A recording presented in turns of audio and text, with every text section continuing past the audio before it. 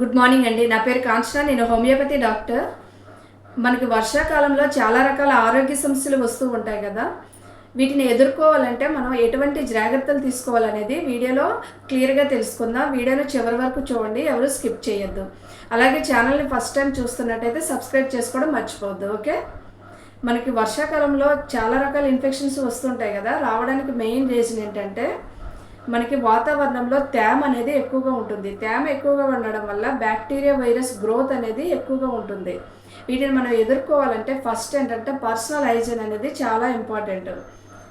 మనం ఇంటి నుండి బయటకు వెళ్ళేటప్పుడు ఏంటంటే వీలైనంత వరకు జనాభా ఎక్కువగా ఉండే ప్లేసెస్కి వెళ్ళకపోవడం మంచిది. వెళ్ళాలి అనుకుంటే మాస్క్ పెట్టుకొని వెళ్ళటం. నెక్స్ట్ బయట నుండి ఇంటికి వచ్చేటప్పుడు ఏంటంటే మనం కాళ్ళు చేతులు నీట్గా శుభ్రం చేసుకోవడం. సెకండ్ ఏంటంటే మన ఫుడ్ విషయంలో కూడా చాలా జాగ్రత్తగా ఉండాలి. ఆహారం అనేది వీలైనంత వరకు వేడిగా ఉండేటప్పుడు తీసుకోవడం. ఫ్రిడ్జ్లో పెట్టిన ఐటమ్స్ని వీలైనంత వరకు అవాయిడ్ చేయడం. Next cool drinks, processed food, refined food అనేది వీలైనంత వరకు తీసుకోకపోవడం.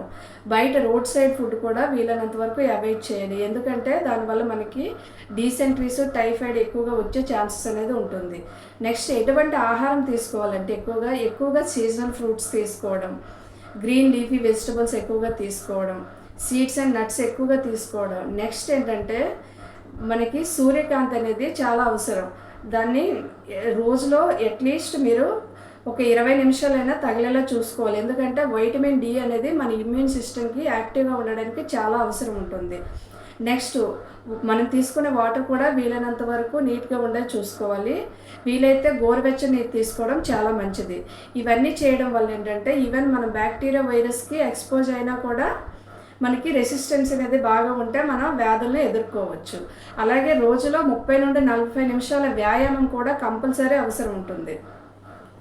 ఇవన్నీ చేయడం వల్ల మనం ఎటువంటి వైరస్ బ్యాక్టీరియాలైనా క్లియర్గా ఎదుర్కోగలుగుతాం అన్నమాట. నెక్స్ట్ ఏంటంటే మన ఇంటి చుట్టూ ఉండే వాతావరణాన్ని కూడా క్లీన్గా ఉంచుకోవాలి. ఎందుకంటే మనకి దోమలు, ఈగలు అనేవి వర్షాకాలంలో ఎక్కువగా ఇబ్బంది పడతాయి.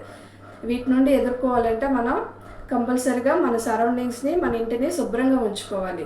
ఇవన్నీ చేయడం వల్ల ఏంటంటే మనకి వర్షాకాలంలో వాతావరణం చాలా బ్యూటిఫుల్గా ఉంటుంది కదా. మనం దీన్ని ఎంజాయ్ చేయగలగాలంటే నేను పైన చెప్పినట్టుగా అన్నీ క్లియర్గా చేయడం వల్ల మనం మా వాతావరణాన్ని చాలా ఎంజాయ్ చేయగలుగుతాం అనమాట. ఈ వీడియో మీకు ఉపయోగపడుతుందంటే లైక్ చేయండి, షేర్ చేయండి, సబ్స్క్రైబ్ చేసుకోండి. Thank you. ఓకే.